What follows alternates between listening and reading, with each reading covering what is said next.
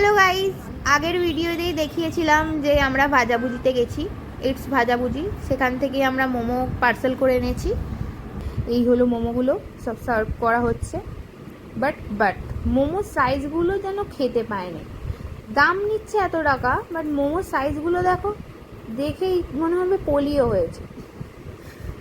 যাই হোক, মোমোগুলোকে সুন্দর করে অ্যাসেম্বল করলাম। 1 2 3 4 5 6 রকমের মোমো আছে, দেখতে পাওয়া যাচ্ছে। আর কোনটা কি মোমো আমি খুব একটা জানি না। স্টিম মোমো, গন্ধরাজ মোমো, ওটা কি মোমো আমি জানি না।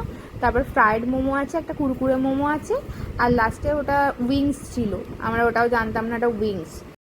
এখানে মেয়োনিজটা ঢেলে নিলাম, তারপর মোমোর লাল চাটনিটা এখানে ঢেলে নিলাম, কিন্তু এটা মোমোর ঠিক অথেন্টিক লাল চাটনি নয়, জাস্ট সস দিয়ে দিয়েছে। এই হলো, সুন্দর করে সাজিয়েছি। তারপর মোমোর স্যুপটা ঢেলে নিলাম। এখানে আছে ভেজ ক্লিয়ার স্যুপ। এখানে মোমোগুলো সুন্দর করে সাজিয়ে নিয়েছি।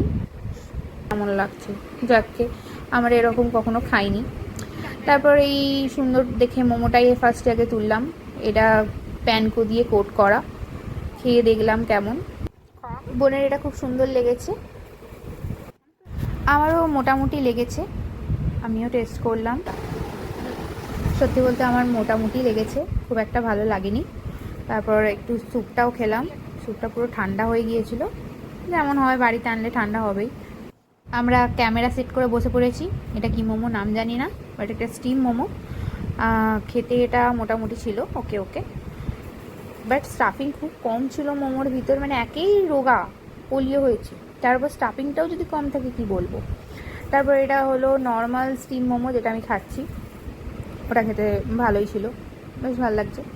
স্টিম মোমোটা আমার ভালোই লাগে, বাট অন্যান্য মোমোগুলো সত্যিকারে বলতে আমার খুব একটা ভালো লাগেনি।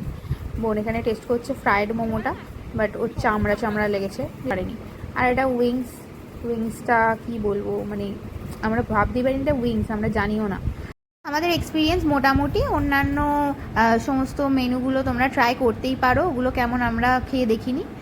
মোমোগুলো মোটামুটি, স্টিম মোমোটা খেলে বেটার হবে। এই ছিল আজকে ছোট্ট মিনি ভিডিও। Bye bye.